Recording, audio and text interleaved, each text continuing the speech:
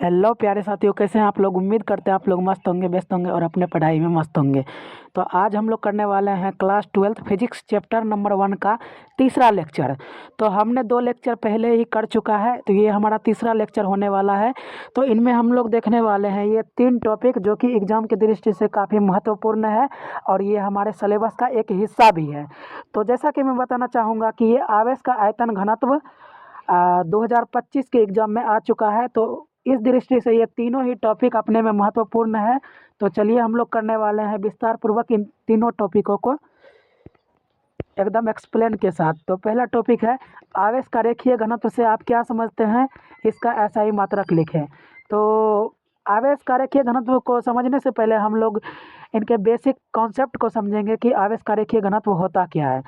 तो जैसा कि चित्र में दिखाया गया है कि ये अनंत लंबाई का तार है। मान लेते हैं कि ये अनंत लंबाई का तार है कि जो कि सीधा है। तो ये सीधे रेखा में जो है ना एकांक लंबाई में प्रवाहित होने वाले आवेश की मात्रा, या तो इसको ऐसे नहीं लिख करके, तो जैसे कि ये एकांक लंबाई का तार है, ये अनंत लंबाई का तार, इसको एकांक लंबाई का तार बोलेंगे। इन पर जो आवेश की मात्रा है उपस्थित, उसी को हम लोग कहेंगे आवेश का रेखीय घनत्व। घनत्व का मतलब होता है कि जैसे कि किसी जगह पर इकट्ठा होना, ये घनत्व हुआ। तो उसी प्रकार मतलब अनंत लंबाई का तार है, एकांक लंबाई का तार है, ठीक। उन पर आवेश की मात्रा कितनी जमा हुई है, यही आवेश का रेखीय घनत्व कहलाता है। तो चलिए डेफिनेशन के माध्यम से समझने का प्रयास करते हैं। तो किसी भी रेखीय आवेश वितरण पर किसी बिंदु पर प्रति एकांक लंबाई में आवेश की मात्रा को रेखीय आवेश घनत्व कहते हैं।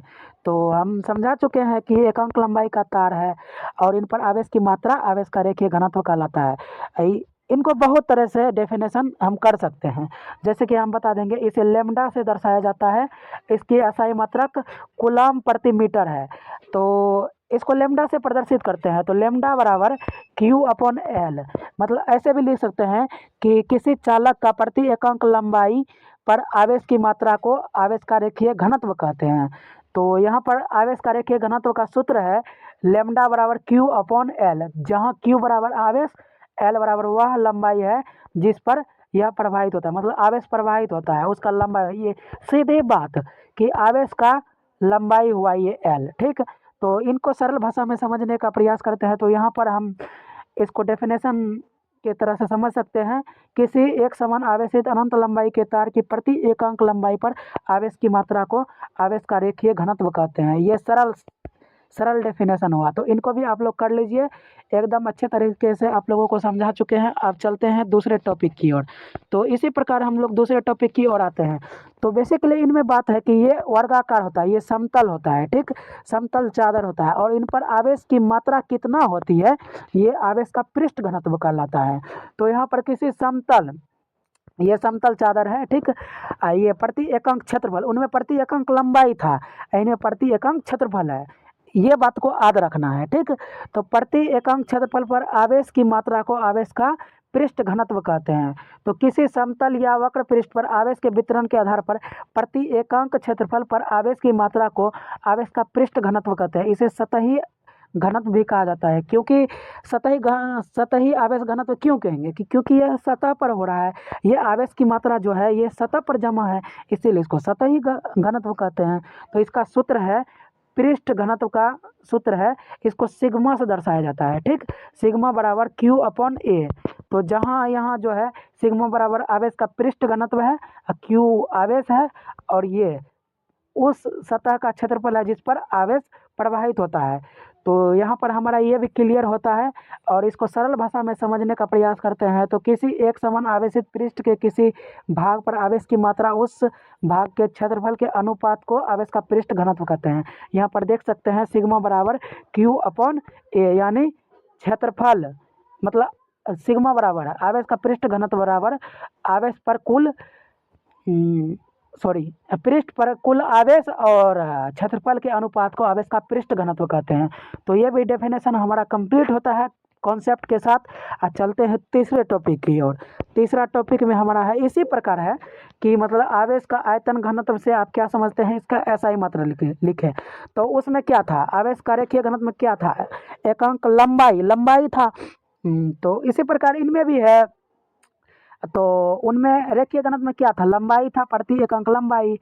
आवेश का पृष्ठ घनत्व में था, उनमें क्षेत्रफल था, प्रति एकांक क्षेत्रफल। तो इसी प्रकार इनमें आयतन होगा।